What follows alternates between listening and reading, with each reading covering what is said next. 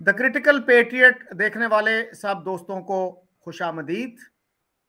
आज मेरे साथ इंडिया के शहर मुंबई से अरुण केडिया जी जुड़े हुए हैं।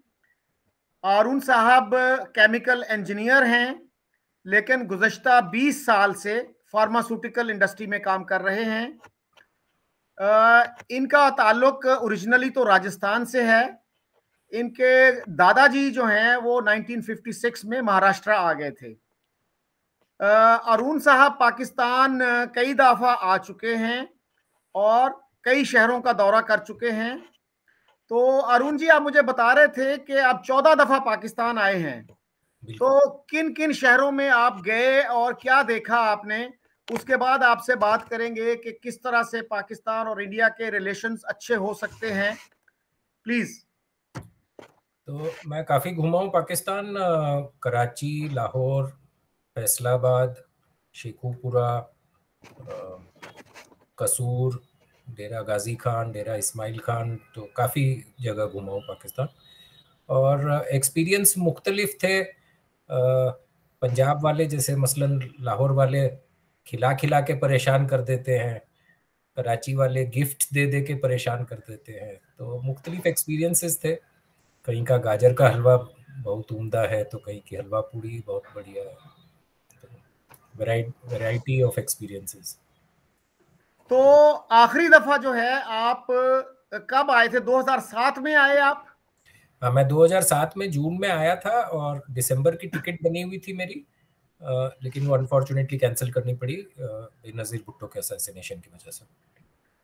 अच्छा अरुण जी, ये बताइएगा कि पाकिस्तान की जो फार्मास्यूटिकल इंडस्ट्री है और ख़ासतौर पे इसके जो एक्सपोर्ट्स हैं, उसके मैं फिगर्स देख रहा था, वो बहुत थोड़े हैं, बहुत अनइम्प्रेसिव हैं। जो मैंने फिगर्स देखे वो था कि पाकिस्तान की जो एक्सपोर्ट्स हैं फार्मास्यूटिकल प्रोडक्ट्स की, वो हैं $235.75 मिलियन। तो इंडिया की फार्मास्यूटिकल जो प्रोडक्ट्स हैं उनका क्या वॉल्यूम है जो एक्सपोर्ट की जाती हैं? तो मेरे पास एग्जैक्ट स्टेटिस्टिक्स तो नहीं है, पर मेरा अंदाज है कि $60 बिलियन के आसपास एक्सपोर्ट है। उसमें जो डायरेक्ट एक्सपोर्ट्स है, जो पब्लिश होता है डेटा, इनडायरेक्ट एक्सपोर्ट्स है, ब्रांच ट्रांसफर है विद इन द कंपनीज, ये सारा मिला के करीब करीब $60 बिलियन का एक्सपोर्ट है।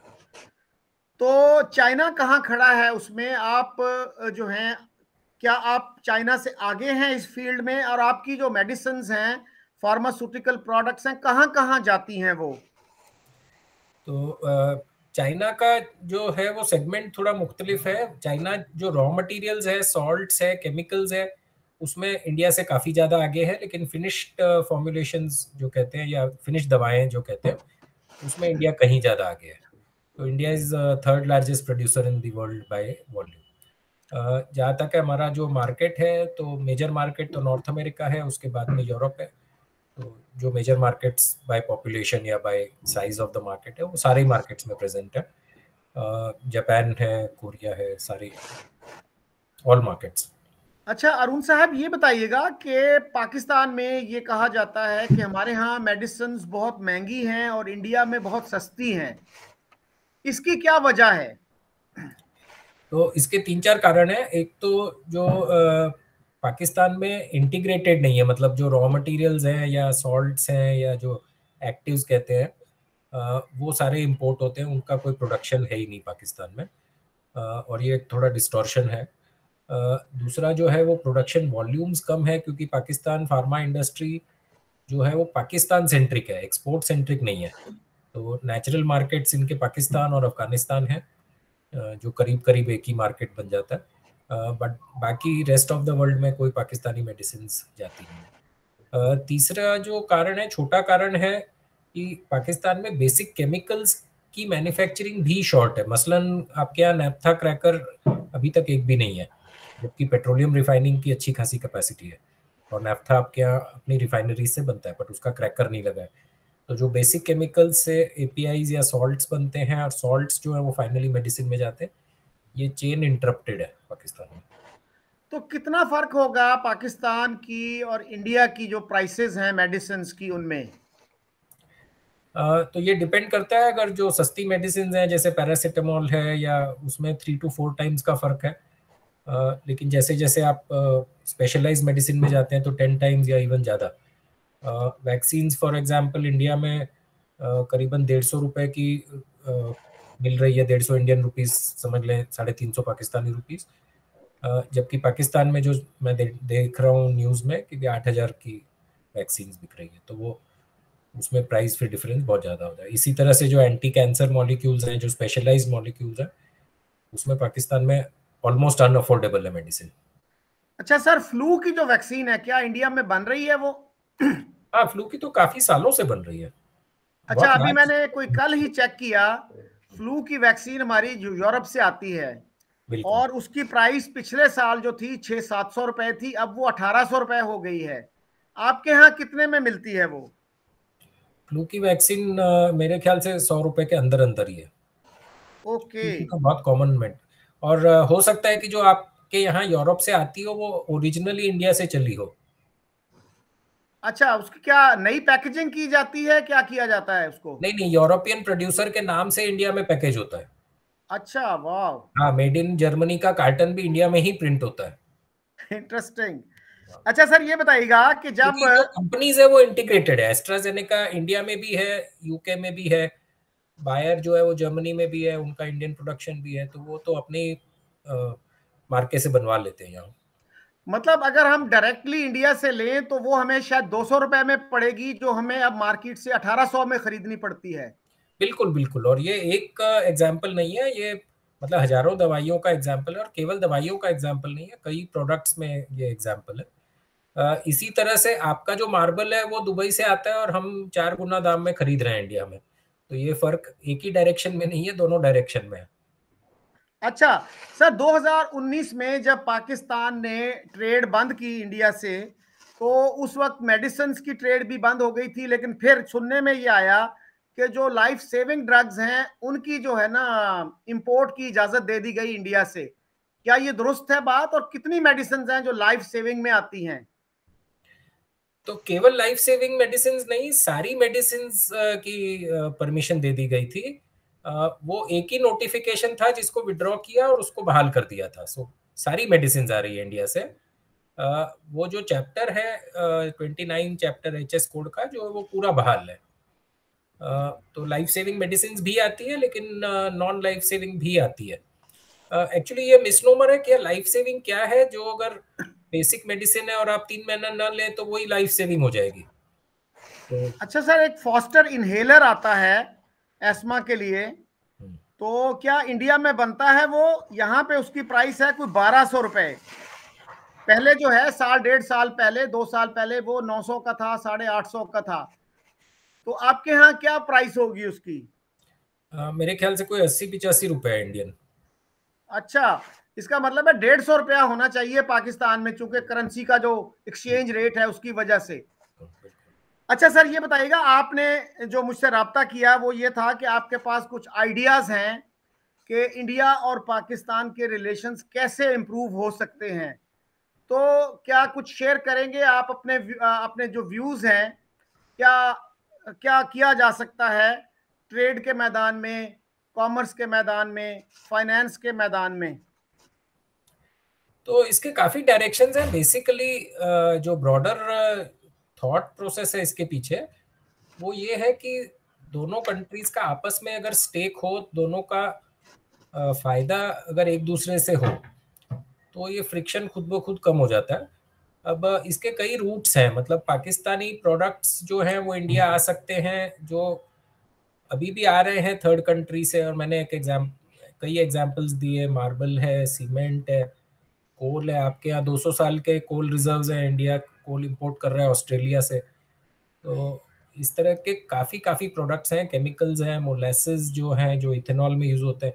इंडिया में इथेनॉल ब्लेंडिंग हो रही है पेट्रोल में, पाकिस्तान में सरप्लस है इथेनॉल और मोलेसेस, तो वो स्ट्रगल करते हैं उसको एक्सपोर्ट करने के लिए। तो काफ़ी प्रोडक्ट्स के लिए नेचुरल मार्केट इंडिया है पाकिस्तानी प्रोडक्ट्स के लिए, और उसी तरह से काफ़ी इंडियन प्रोडक्ट्स के लिए पाकिस्तान नेचुरल मार्केट है। अब ये ट्रेड खोलने में जो दो मसले देखता हूँ मैं, कि एक तो जो आम पाकिस्तानी बिजनेसमैन है उसका एक फियर है कि भी इंडियन प्रोडक्ट्स या Indian exports will flood the Pakistani market. तो ये एक फैलेसी है, ट्रेड को न्यूट्रल किया जा सकता है। मसलन अगर 10 बिलियन का हम एक्सपोर्ट करते हैं, 10 ही बिलियन का पाकिस्तान से इंपोर्ट करना होगा और उसको डॉलर करेंसी के बाहर रखा जा सकता है, तो वो न्यूट्रल हो। और उसको फैसिलिटेट करने के लिए एक लाइन ऑफ क्रेडिट अगर इंडिया कर देती है, जो आप शायद जानते होंगे, आप हिस्ट्री के जानकार हैं, तो यूएसए ने मार्शल प्लान लॉन्च किया था यूरोप के रिकंस्ट्रक्शन के लिए वर्ल्ड वॉर 2 के बाद। और उसके बाद में दोनों को उससे फायदा हुआ, यूरोप का तो रिकंस्ट्रक्शन हुआ ही है और यूएस ने भी काफी बेनिफिट किया। तो इसी तरह का कोई प्लान इंडिया पाकिस्तान के बीच में बनाया जा सकता है। तो जो अभी पाकिस्तान का जो इकोनॉमिक मसला है वो फॉरेन करेंसी का है और उसी के लिए लोन्स की रिक्वायरमेंट रहती है, तो वो पूरा खत्म हो सकता है because of the line of credit from India and then the trade is neutral. इसमें पाकिस्तान के एक्सपोर्ट्स को भी काफ़ी बूस्ट मिलेगा। तो ये तो हो गया ट्रेड का। फिर एजुकेशन है, टेक्नोलॉजी है। काफ़ी बार मेरे जो पाकिस्तानी फ्रेंड से भी बात होती है और वो भूल जाते हैं कि भी जब ट्रेड की बात करते हैं तो केवल गुड्स का मूवमेंट नहीं है जो बॉर्डर से आता है, कैपिटल का मूवमेंट भी है। आज इंडिया के पास काफ़ी कैपिटल है जो इंडियंस ढूंढ रहे हैं सुटेबल मार्केट्स इन्वेस्ट करने के लिए। पाकिस्तान से नेचुरल और पाकिस्तान से पोटेंशियल कौन सा मार्केट होगा for Indians to invest in. और आप जानते हैं कि अब ये सीपेक के अलावा या कुछ मिडिल ईस्टर्न कंट्रीज के अलावा पाकिस्तान में फॉरेन इन्वेस्टमेंट एफडीआई नहीं आ रहा है, लोन्स को एक्सक्लूड करके। तो एफडीआई के लिए इंडिया के लिए नेचुरल मार्केट है पाकिस्तान, और अगर इन्वेस्टमेंट आती है तो फिर उससे job creation, economic growth, GDP सब हो सकती है। फिर एजुकेशन के मामले में मैं तो कई पाकिस्तानी कॉलेजेस, फार्मा कॉलेजेस से इंटरेक्शन रहा है मेरा प्रोफेसर से। तो जो स्टूडेंट्स आ सकते हैं इधर शॉर्ट कोर्सेज के लिए, नॉलेज अपग्रेडेशन के लिए, प्रोफेसर्स आ जा सकते हैं। तो ये कई डायरेक्शंस हैं जिसमें दोनों का ग्रोथ हो सकता है, वन साइडेड ना हो, लेकिन सिग्निफिकेंट ग्रोथ दोनों के लिए हो सकती है। और जब ये बेनिफिट दिखता है, मेरे को आपसे बेनिफिट दिखता है, आपको मेरे से बेनिफिट दिखता है, साथ में चाय पी रहे हैं, साथ में खाना खा रहे हैं, तो फिर आर्ग्यूमेंट के टाइम वैसे ही कम हो जाता है। अच्छा अरुण जी, ये तो बात दुरुस्त है कि इंडिया ने मोस्ट फेवर्ड नेशन या एमएफएन पाकिस्तान को दिया था 1996 में। तो पाकिस्तान ने वो कभी नहीं दिया। लेकिन पाकिस्तान में आर्ग्यूमेंट ये होता है कि अगर हम एमएफएन दे भी दें, लेकिन इंडिया के जो नॉन टैरिफ बैरियर्स हैं वो बहुत ज़्यादा हैं। वो हमारी चीज़ों को आसानी से इंडिया नहीं जाने देते और उन पे बहुत ज़्यादा टैक्स लगा देते हैं, जिसकी वजह से हमें काफ़ी डिसएडवांटेज होता है। इस आर्ग्यूमेंट को कैसे देखते हैं आप? नहीं, ये आर्ग्यूमेंट हॉलो है। एक तो नॉन टैरिफ बैरियर्स में टैरिफ नहीं लग सकता है तो टैक्स लग नहीं सकता है, सो वो उसका नाम ही नॉन टैरिफ बैरियर्स है। अब ये जो है ये एक तो ये टेक्निकल इश्यूज रहते हैं जो एक एक आइटम के लिए अलग से डिस्कस करना पड़ेगा। जैसे एक फर्ज करें कि भी सीमेंट का एक हमारा प्रोडक्शन स्टैंडर्ड है जिसको इंडियन ब्यूरो ऑफ स्टैंडर्ड्स कहते हैं। अगर पाकिस्तानी प्रोडक्ट में कोई टेक्निकल खामियां है तो वो अपग्रेड करने की बात है, उसको क्वालिटी इंप्रूव करने की बात है। और वो बहुत माइनर पॉइंट्स हैं। इसको मतलब ये पॉलिटिकल आर्ग्यूमेंट मैं कहूँगा। आपके यहाँ अगर केबल का एक स्टैंडर्ड है या इलेक्ट्रिकल का एक स्टैंडर्ड और मेरा प्रोडक्ट उसको कंप्लाई नहीं कर रहा है तो मेरे को वो प्रोडक्ट कंप्लायंट बनाना पड़ेगा। ये इतना ट्रिवियल टॉपिक है कि जर्मनी में 220 वोल्ट्स है, यूएसए में 120 वोल्ट्स है।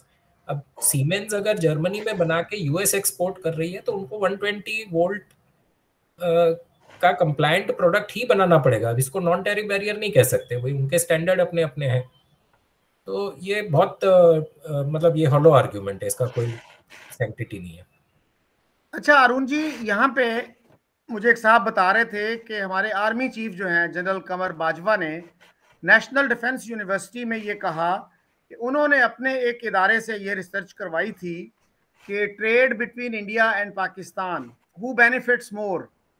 तो उनकी फाइंडिंग ये थी कि पाकिस्तान का ज़्यादा फ़ायदा है, लेकिन अनफॉर्चुनेटली उसका हमें कोई प्रैक्टिकल जो है एविडेंस नज़र नहीं आया कि उस तरफ हमने कोई प्रोग्रेस की हो। तो कौन कौन से एरियाज हैं जिनमें पाकिस्तान जो है पाकिस्तान जो एक्सपोर्ट कर सकता है? एक तो आपने मार्बल कहा, एक सीमेंट कहा, और एक वक्त था कि हमारे यहाँ से वाटर कूलर और पंखे भी शायद जाते थे। अब तो इंडिया खुद प्रोड्यूस करता है ये चीजें।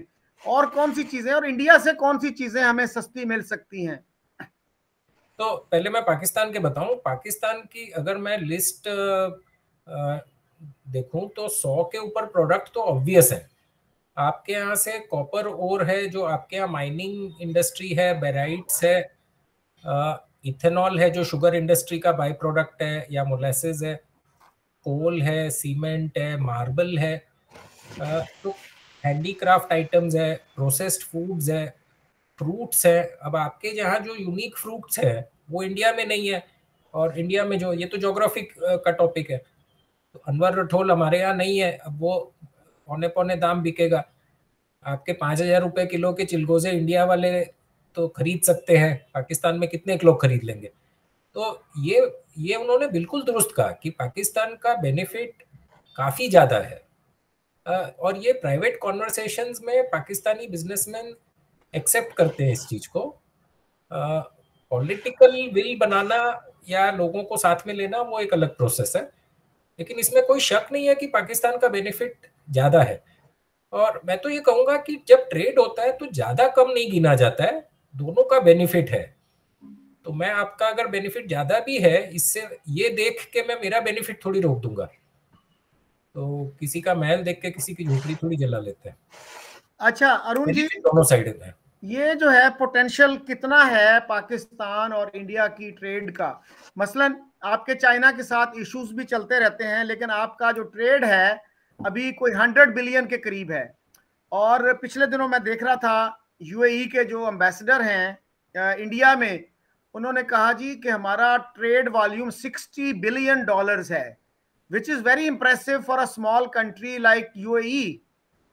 तो अगर यूएई का 60 बिलियन डॉलर्स का हो सकता है ट्रेड का वॉल्यूम, तो पाकिस्तान और इंडिया का कितना हो सकता है? ये बड़े आराम से 200-250 बिलियन डॉलर हो सकता है, इसमें कोई मसला नहीं है। दोनों एक दूसरे के लिए नेचुरल मार्केट्स हैं।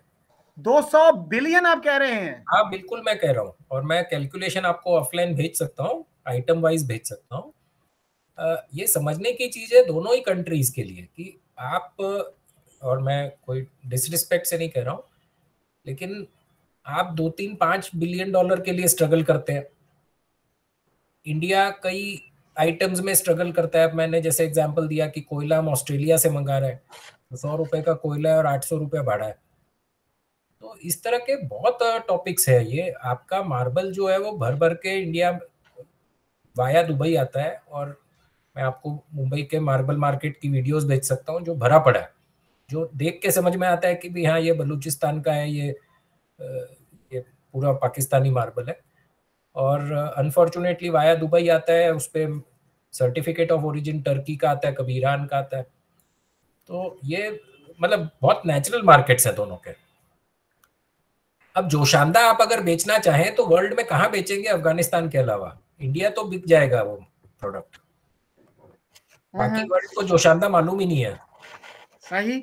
अच्छा अरुण जी, आपने कभी सोचा कि आप इस टॉपिक पे, इस सब्जेक्ट पे कोई आर्टिकल लिखें और वो इंडिया के किसी न्यूज़पेपर में पब्लिश हो, किसी पाकिस्तानी न्यूज़पेपर में पब्लिश हो, एक वाइडर ऑडियंस जो है वो मिले? आपके आइडियाज मुझे तो बहुत जबरदस्त लग रहे हैं, बहुत फैसिनेटिंग लग रहे हैं। चले आपके इंटरव्यू से इंस्पिरेशन लेके लिखेंगे कभी कुछ। तो मैं, दैट मेरा वुड बी वैसे नेचुरल जो आर्ट है वो लिखना नहीं है, मेरा तो फार्मा का प्रोडक्शन का है। बट आप दुरुस्त कह रहे हैं कि भी ये लिखना चाहिए इसके बारे में। और मैं कोई पाकिस्तान के भले के हिसाब से नहीं कह रहा हूँ, ये दोनों कंट्रीज का भला है, इसमें इंडिया का भी भला है। तो मतलब India can also tremendously gain from this relation both ways. और एक थोड़ा मैं बोलूँ जो बात शायद मेरे इंडियन फ्रेंड्स को थोड़ी बुरी लगेगी, कि इसमें इंडिया को बिग ब्रदर अप्रोच लेना पड़ेगा। तो जो नेचुरली छोटा मुल्क है वो लार्ज हार्टेडनेस नहीं दिखा सकता नेचुरली। तो लार्ज हार्टेडनेस जो है वो लार्जर कंट्री को ही दिखानी पड़ती है, जो इंडिया के पास कैपेबिलिटी भी है। तो इसमें कोई डिफिकल्टी नहीं है, पॉलिटिकल जिंगोइज्म को साइड में रखना पड़ेगा। और तो हमारे यहाँ एक वो शायर हुए थे जिन्होंने कहा था कि भी सब कुछ है मेरे देश में, रोटी नहीं तो क्या, वादा लपेट लो लंगोटी नहीं तो क्या। तो ये इसी तरह से हम दोनों ही कंट्रीज गुजर रहे हैं। आपके यहाँ भी गुर्बत है, हमारे यहाँ भी है, आपके यहाँ भी भूखे लोग हैं, हमारे यहाँ भी है। तो उसको सॉल्व करें या इसको फ्रिक्शन में लगे रहे? तो सर हमारे यहाँ बहुत से लोग ये कहते हैं कि जी अगर हमने कश्मीर के मसले को साइड पे रख दिया, बैक बर्नर पे रख दिया, तो फिर ये कभी हल नहीं हो सकेगा, हम ट्रेड के चक्रों में फंस जाएंगे। इस आर्ग्यूमेंट को कैसे देखते हैं आप, और कश्मीर का क्या आपके ख्याल में प्रैक्टिकल और रियलिस्टिक सोल्यूशन हो सकता है? सब इसका नेचुरल जवाब मैं नहीं दे पाऊंगा क्योंकि ये पॉलिटिकल टॉपिक है, तो मैं निजी राय मेरी दे देता हूँ। जहां तक मैं समझता हूँ, this is purely personal view, क्योंकि ना तो मैं मिलिट्री एक्सपर्ट हूँ ना पॉलिटिकल एक्सपर्ट हूँ, लेकिन मेरे को नहीं लगता है कि जो कश्मीर में जो लैंड आपके पास है या जो हमारे पास है उसमें कभी कोई एक्सचेंज नहीं होना है। अब जो भी उसकी हिस्ट्री रही है आप मेरे से काफी ज्यादा बेहतर जानते हैं, लेकिन उसमें एक्सचेंज होना नहीं है। तो फाइनल सॉल्यूशन जो है उसको एक इंटरनेशनल बॉर्डर मान लिया जाए, और जो कश्मीर के कारण गेन है या लॉस है उससे 100 गुना बड़ा जो गेन है वो छोड़ रहे हैं हम, उस पर कॉन्सेंट्रेट किया जाए। मैं मेरे दोस्तों से ऐसे मजाक में बोलता हूँ कि भी जो कश्मीर का जितना भी डिस्प्यूटेड लैंड है उसकी वैल्यूएशन अगर लाहौर के डीएचए रेट से लगा ली जाए या पूना के रेट से लगा ली जाए, इससे ज्यादा कीमत दोनों कंट्रीज दे चुकी है उसकी, उससे ज्यादा वैल्यूएबल लैंड तो नहीं है, और वो उसका होना कुछ नहीं है। We will keep spending money on armaments and, मतलब वो दोनों का नुकसान है। और केवल पाकिस्तान का नुकसान नहीं है, ये मैं अश्योर कर सकता हूँ, इंडिया का भी उतना ही नुकसान है, शायद ज्यादा बड़ा नुकसान है। तो ये दोनों बातों को समझना पड़ेगा। लेकिन इससे ज्यादा मेरा एनालिसिस नहीं है। उसको क्या पॉलिटिकली इतना मतलब उसको एनफ्लेम कर दिया गया है कि कोई मतलब बोल्ड लीडरशिप दोनों तरफ चाहिए जो कहे कि भी अब दोनों तरफ को ये कहना पड़ेगा कि हम हार चुके हैं और इसको छोड़ दो। तो इंडिया भी बोलता है पूरे कश्मीर पे हमारा क्लेम है, जो ढेला नहीं मिलना है, और यही बात पाकिस्तान करता है जो रियलिस्टिक नहीं है। तो दोनों को बोलना पड़ेगा कि भी हम हार चुके हैं और अब हिम्मत टूट चुकी है, और अब जो फायदा है 100 गुना 1000 गुना उसको कंसंट्रेट करें। जी अरुण जी, मैं आप मेरे प्रोग्राम देखते रहे हैं, तो उनमें मैं कई दफा जो है ना, हमारे एक सीनियर जर्नलिस्ट थे एमबी नकवी साहब, उनको कई दफा मैं कोट कर चुका हूं। उन्होंने 1988 में हेरल्ड एक मैगजीन था, मंथली मैगजीन, उसमें एक आर्टिकल लिखा था। उसमें उन्होंने यही आर्ग्यू किया था कि 65 की जंग हमने करके देख ली कश्मीर हासिल करने के लिए, ऑपरेशन जबराल्टर किया जिसका नतीजा था कि 65 की जंग हो गई। तो उसके बाद जो है हमें ये रियलाइज हो जाना चाहिए था कि भाई इसका अब कोई और हल नहीं है सिवाय इसके कि आप जो इंडिया के पास है वो इंडिया के पास रहे, जो पाकिस्तान के पास है पाकिस्तान के पास रहे, और हम मूव ऑन करें। तो लेकिन उनका ये कहना था कि किसी भी हुकूमत ने इतनी जरूरत नहीं दिखाई। तो शिमला के जो शिमला मुआहिदा जब हुआ उसमें भी ये सुनने में आता है कि प्राइम मिनिस्टर इंदिरा गांधी ने ये कहा था भुट्टो साहब से कि आए इस मसले को ख़त्म कर दें, और जो आपके पास है आप रखें, जो हमारे पास है हम रखें। तो भुट्टो साहब ने ये कहा था कि भाई मुझे कुछ टाइम चाहिए है, मैं अगर ये मान के चला गया तो लोग मेरी तिक्का बोटी कर देंगे, तो मुझे 6 महीने का वक्त दो, मैं पब्लिक ओपिनियन को तैयार करता हूँ। So unfortunately that time never came.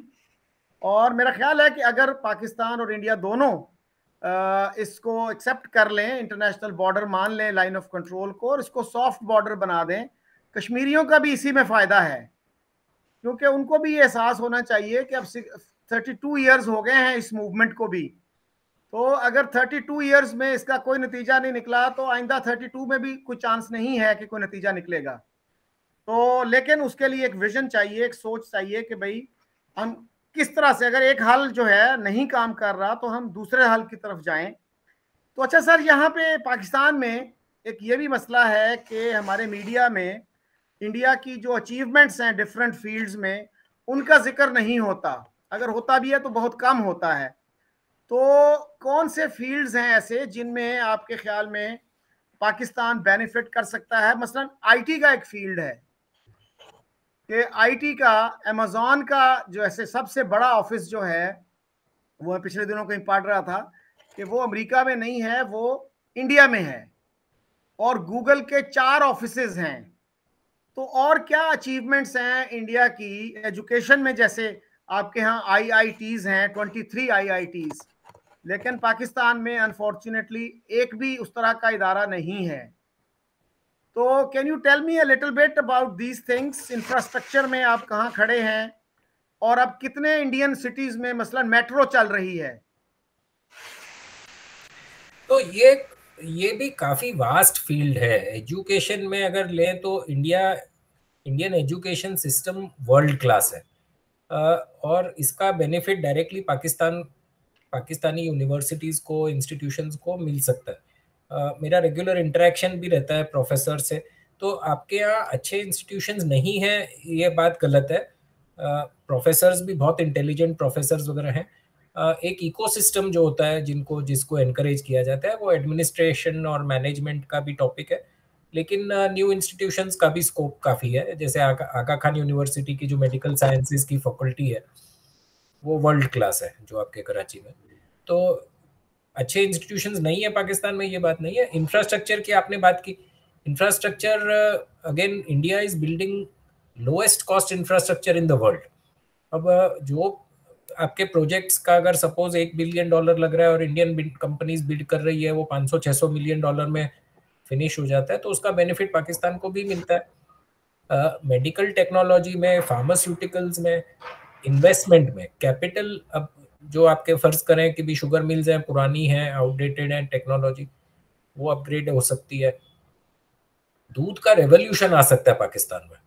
तो एग्रीकल्चरली तो पाकिस्तान और इंडिया सेम है। India is global recognised leader in milk, और पाकिस्तान में काफ़ी मिल्क प्रोडक्ट्स और डेरिवेटिव्स जो हैं वो या मल्टीनेशनल्स के हाथ में है, या उतना एडिक्वेट प्रोडक्शन नहीं है, एफिशिएंसी नहीं है, पोल्ट्री है। तो ये एंडलेस लिस्ट है जो एक दूसरे से, मतलब पाकिस्तान को भी इंडिया से काफ़ी बेनिफिट हो सकता है। केवल जो फिजिकल गुड्स हैं जो बॉर्डर क्रॉस करते हैं, इस पे कंसंट्रेशन नहीं रखना चाहिए। ये तो एक पार्ट है, बट ये छोटा पार्ट है मेरे ख्याल से। अच्छा अरुण जी, ये क्या दुरुस्त है कि इंडिया जो है वो ट्रेन्स भी मैन्युफैक्चर कर रहा है even for advance countries like Australia? Yes yes, India produces trains by global standards. अब जो कंट्री का जो स्टैंडर्ड स्पेक होता है उसके हिसाब से हम बना लेते हैं, वो कोई मसला नहीं है। मतलब ऑस्ट्रेलिया है या यूएस है, या ये कोई टॉपिक नहीं है। हाँ, उनके अपने अपने एक स्टैंडर्ड्स होते हैं, जैसे जो रेल्स का डिस्टेंस है, इलेक्ट्रिकल वोल्टेज है, ट्रैकिंग सिग्नलिंग सिस्टम है, उसके स्पेसिफिकेशन अग्री होने के बाद में इंडिया बना लेते हैं। तो जो इनफैक्ट इंटरनेशनल प्रोड्यूसर्स जो हैं रेलवे के, जो नोन है, एल्स्टॉम है, बम्बार्डियर है, उनके भी यूनिट्स लगे हुए हैं इंडिया में, कोलैबोरेशंस हैं। तो और ये मैं आपको बता दूं कि भी अब जैसे इंडिया में तो पूरा इलेक्ट्रिफिकेशन हो रहा है रेलवेज का। तो जो पुरानी स्टीम इंजन हैं या डीजल इंजन हैं, वो इंडिया फेज आउट कर रहा है। तो हमारी कंपनी ने बीच में ऑफर भी किया था ये डीजल इंजन, क्योंकि पाकिस्तान में काफ़ी रिक्वायरमेंट है डीजल इंजन की, और इंडिया क्योंकि फेज आउट कर रहा है तो वो काफ़ी सस्ती मिल सकती है। तो ये मैंने ऑफर भी किया था पाकिस्तान में, लेकिन वो पॉलिटिकल लेवल्स पे वो अटक गया टॉपिक। अब अगर मैं देखूं तो इंडियन डीजल इंजन, अगर एक तो पाकिस्तान के लिए एटमॉस्फेरिकली वो परफेक्ट बैठती है, बिकॉज ये एक ही तरह की, मतलब जो ट्रैक सिस्टम है रेलवे का, जो निज़ाम है वो सेम है। तो इंडियन डीजल इंजन तो पाकिस्तान में डायरेक्ट यूज हो जाती है। जो पास्ट में चाइना से आई या कोरिया से आई तो वो फेल हुई। और दूसरा, because of the phase out, ये एकदम 1/4 या 1/5 दाम में मिल जाता। तो इसमें ये सब टॉपिक्स में फिर पॉलिटिकल बैरियर नहीं आना चाहिए। अगर फायदा दिख रहा है तो फायदा ले लेना चाहिए। तो सर कैसे किया जाए ये फिर, जो ना, who will bell the cat? क्योंकि अब जैसे इमरान खान है, प्राइम मिनिस्टर इमरान खान ने एज कॉमर्स मिनिस्टर एक समरी की अप्रूवल दी कि इंडिया के साथ ट्रेड की जाए, चाहे लिमिटेड स्केल पे की जाए। फिर जो है as prime minister he rejected the same summary. उनको किसी ने बताया होगा कि भाई पॉलिटिकली आपको डिसएडवांटेज होगा, अपोजिशन जो है ना इस इशू को हाईलाइट करेगी, उसको यूज करेगी और आपके लिए पॉलिटिकली एम्बैरसिंग हो जाएगा। तो इसका कैसे हल निकाला जाए? इसके दो डायरेक्शंस हैं। एक तो जो पॉलिटिकल नैरेटिव बनाया जाता है, तो ये अगर 10 पॉलिटिशियन 10 बार बोलते हैं कि भी इंडिया से ट्रेड करने में फायदा है, तो वो धीरे धीरे लोग उसको एक्सेप्ट करने लगते हैं। तो ये एक नैरेटिव दोनों तरफ से, और ये दोनों तरफ से प्रॉब्लम है। ये नैरेटिव पॉलिटिकल क्लास को बनाने की जरूरत है, लेकिन उसका एक एंगल और भी है जो सिनिस्टर एंगल कहता हूं मैं, कि जो लोग डायरेक्ट ट्रेड को अपोज करते हैं, उन्हीं के रिश्तेदार दुबई में बैठे वो ही ट्रेड फैसिलिटेट कर रहे हैं।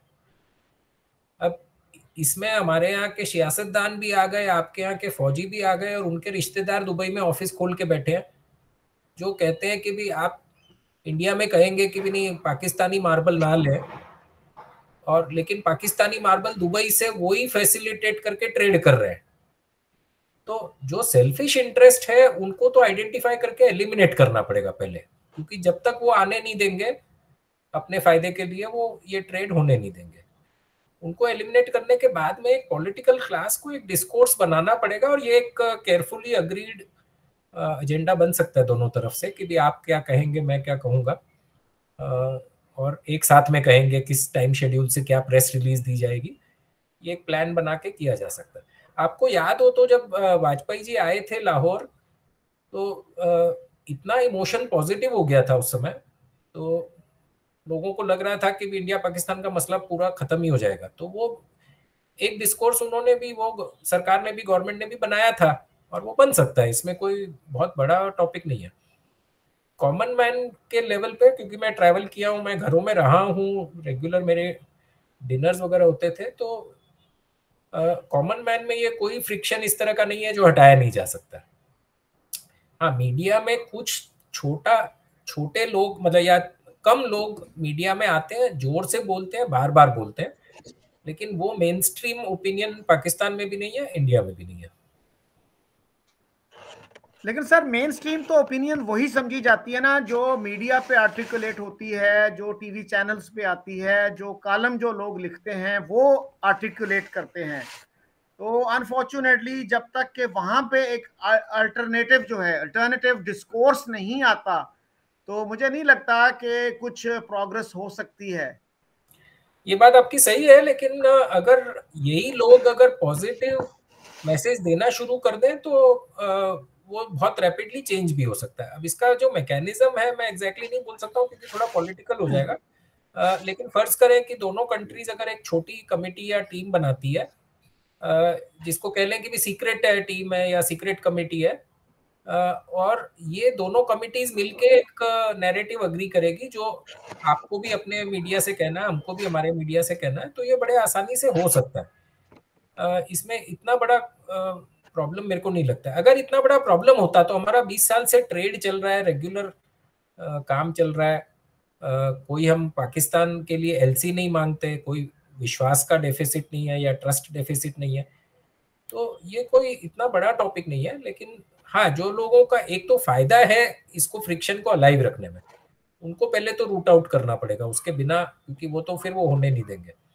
और उनको रूट आउट करने के बाद में एक छोटी कमेटी, ये आप कहे शकील साहब, मैं बोलता हूँ मेरा तो बहुत पाकिस्तानी से इंटरेक्शन है, बहुत इंटेलिजेंट मेच्योर लोग हैं पाकिस्तान में, और वही इंडिया में भी है, और कुछ जो है वो फैनेटिक्स हैं, तो वो हमारे यहाँ भी है। अब आप किसको अथॉरिटी देते हैं, किसको अहमियत देते हैं, उसके ऊपर वो दोनों तरफ से डिपेंड करता है। तो सर मेरा ख्याल है कि एक तो आपके लिए ये सजेशन भी हो सकती है कि आप अगर एक लेटर लिखें दोनों प्राइम मिनिस्टर्स को, ठीक है, और उसको फिर मीडिया को भी भेज दें, ओपन लेटर जैसे होता है। सही है। तो दूसरा सर, ये जो आपने बात की ना, एक दूसरा एक जो है एग्रीड अपॉन नैरेटिव बनाएं दोनों मुल्क। तो सर 1966 में जब ताशकंद एग्रीमेंट हुआ था, उसमें भी ये प्रोविजन रखी गई थी कि दोनों मुल्क एक दूसरे के खिलाफ प्रोपेगेंडा नहीं करेंगे। अनफॉर्चुनेटली उस पर अमल नहीं हुआ, और हम जो हैं वो प्रोपेगेंडे पे लगे रहते हैं। तो सर आखिर में ये बताइएगा कि एक तबका हमारे यहाँ ऐसा है पाकिस्तान में जो ये कहता है कि इंडिया जो है ना वो साउथ एशिया में अपनी हिजेमनी स्टैब्लिश करना चाहता है, जिसको उर्दू में कहते हैं बालादस्ती। हिंदी का नहीं मुझे समझ है कि उसमें हिंदी में क्या कहते हैं उसको। तो इस आर्ग्यूमेंट को आप कैसे काउंटर करेंगे कि India is not interested in true friendship but in hegemony? See, this is again a political discourse. I will tell you, एक तो नेचुरली इंडिया का साइज बड़ा है, उसकी इकोनॉमी बड़ी है, इसको तो फैक्ट को ओवरनाइट ना चेंज कर सकते ना डिनाई कर सकते।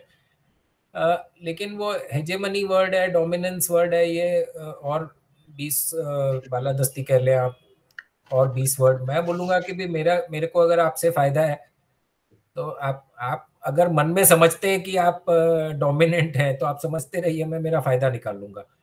उसी तरह से आपको सोचना है। फाइनली जो भूखा है उसको रोटी चाहिए, जो कपड़ा चाहिए, दवाई चाहिए, और ये दोनों मुल्कों को चाहिए, और ये दोनों एक दूसरे से ले सकते हैं। तो ये सब टर्म्स जो है ये टेम्पर्स को इन्फ्लेम करने के अलावा इनका कोई पर्पस नहीं है। अब मैं बोलूँ आपकी हाइट बड़ी है तो अब बड़ी है तो है, उससे क्या मतलब मैं अपने ऑब्जेक्टिव से अगर कनेक्टेड रहूं तो ये कोई टॉपिक थोड़ी है। जी जी अरुण साहब, मैं भी खुद जो है ना इस पे जब गौर करता हूँ हिजेमनी के लफ्ज पे, तो मुझे ये होता है कि क्या ये एक एक्सक्यूज तो नहीं है उन लोगों के हाथ में जो इंडिया के साथ अच्छे रिलेशंस नहीं चाहते, क्योंकि हिजेमनी को तो आप क्वांटिफाई नहीं कर सकते। क्या अब बहुत से लोग हैं जो ये कहेंगे कि जी पाकिस्तान के ऊपर चाइना की हिजेमनी एस्टेब्लिश हो चुकी है। कई लोग ऐसे होंगे जो कहेंगे कि बांग्लादेश के ऊपर इंडिया की हिजेमनी एस्टेब्लिश हो चुकी है। मेरे फेसबुक पे कई लोगों ने कहा कि बांग्लादेश तो कॉलोनी है इंडिया की। तो मैंने उनसे पूछा भाई फिर कॉलोनी की डेफिनेशन क्या है? तो आज बहुत से लोग ये कहेंगे कि बांग्लादेश तो एक्चुअली चाइना के स्फीयर ऑफ इन्फ्लुएंस में जा चुका है और चाइना की हिजेमनी एस्टेब्लिश हो गई है बांग्लादेश के ऊपर भी, श्रीलंका के ऊपर भी। और क्या मैं उनसे ये पूछता हूं कि क्या अमेरिका की हिजेमनी पाकिस्तान पे नहीं रही कभी? बिल्कुल बिल्कुल।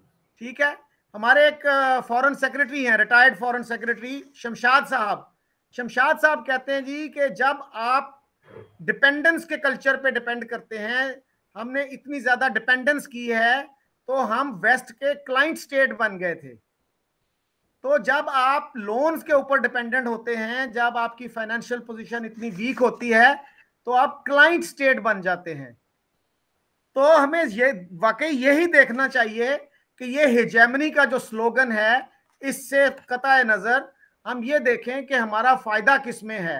वरना तो ये हिजेमनी तो देयर इज नो 100% वे, कोई ऐसी गारंटी नहीं है कि जी एक बंदे की नजर में वो हिजेमनी होगी, दूसरे की नजर में वो फ्रेंडशिप हो सकती है। बिल्कुल, ये पॉलिटिकल स्लोगनियरिंग के अलावा कुछ नहीं है।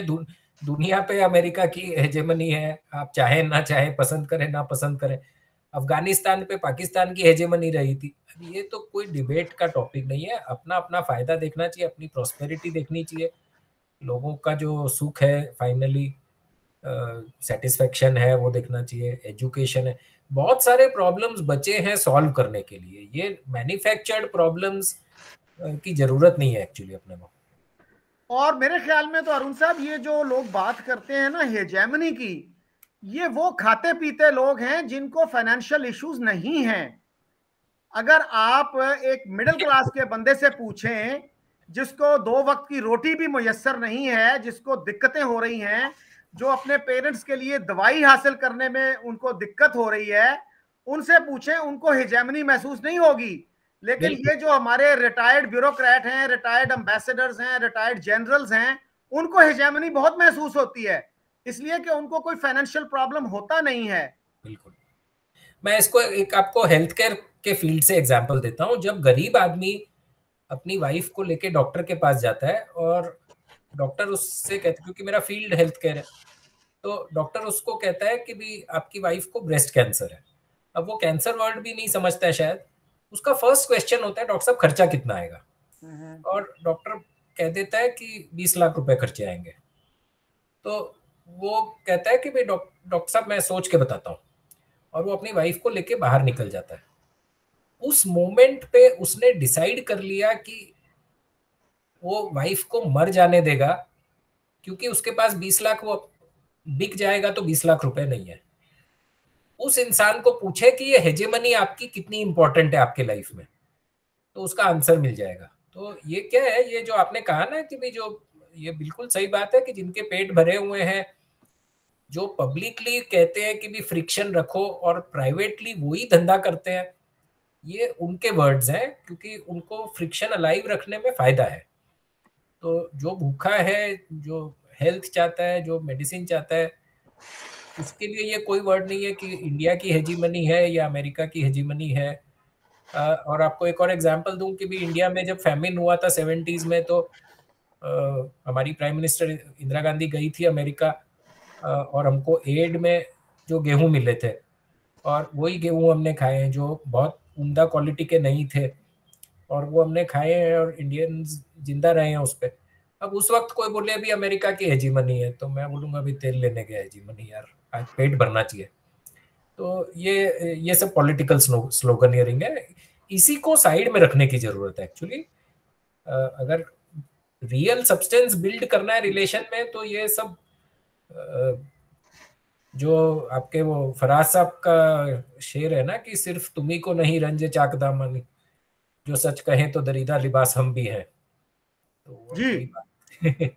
बिल्कुल बिल्कुल दुरुस्त आपने कहा। तो सर अब तो इंडिया जो है, मेरा ख्याल है 20 साल से इंडिया ने इमदाद लेना बंद कर दी है बाकी मुल्कों से, बिल्कुल, अब तो हम और इमदाद दे रहे इंडिया हैं। Has become a donor instead of aid recipient. This is again an opportunity for Pakistan. What more Pakistan needs from its neighbour, कि एक नेबर है जो इमदाद बांट रहा है और आप ढूंढ रहे हैं, और हमने बातचीत बंद कर रखी है। इससे बड़ी बेवकूफी क्या है दोनों की। सर इमदाद से बढ़कर जो है, जो अपॉर्चुनिटी मेरे ख्याल में ट्रेड की है। इमदाद का जो लफ्ज है ना, इमदाद का लफ्ज तो शायद बहुत सारे पाकिस्तानियों को यहां पसंद ना आए, लेकिन हकीकत यह है कि हमारे हालात आजकल इतने खराब हैं। खुद हमारे प्राइम मिनिस्टर ये कहते हैं कि जी मुझे दूसरे मुल्कों से पैसे मांगते हुए बहुत शर्म आती है, लेकिन हम अपनी पॉलिसीज को रिवाइज करने के लिए, एक पैराडाइम शिफ्ट के लिए अनफॉर्चुनेटली तैयार नहीं है। तो वो कहते हैं ना जी कि if you find yourself in a hole, the first thing you should do is stop digging. Absolutely, तो एब्सोल्युटली। अनफॉर्चुनेटली हमारे यहाँ ऐसा कोई थिंकिंग सेक्शन नहीं है जो हमारे प्राइम मिनिस्टर को और बाकी जो पावरफुल क्वार्टर्स हैं उनको ये एडवाइस दे सके कि भाई इसको रिकंसिडर कर लो, इस पे सिरे नो गौर कर लो, और ये जो जो है ना, जिस जिस जिस मर्ज का आप शिकार हैं, इससे निकलने की कोई तदबीर करो।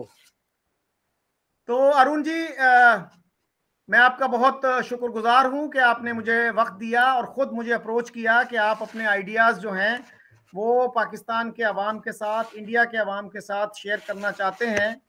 तो मेरा ख्याल है कि दोनों मुल्कों के अवाम जो हैं वो आपके ख्यालात पर सीरियसली गौर करेंगे, और मेरे ख्याल में बहुत आपकी सेंसिबल एडवाइस है, और आप दोनों मुल्कों को अच्छी तरह समझते हैं, लोगों के मिजाज को भी समझते हैं। तो मैं आपसे मुत्तफिक हूं कि इसी में दोनों मुल्कों का फायदा है कि मिलजुल कर रहें और एक दूसरे से फायदा उठाएं, एक दूसरे को नुकसान पहुंचाने की कोशिश ना करें। तो इसी के साथ मैं आपसे और अपने व्यूअर्स से इजाजत चाहता हूं। खुदा हाफिज। आपने अपॉर्चुनिटी दी, उसका शुक्रिया, और अल्लाह हाफिज।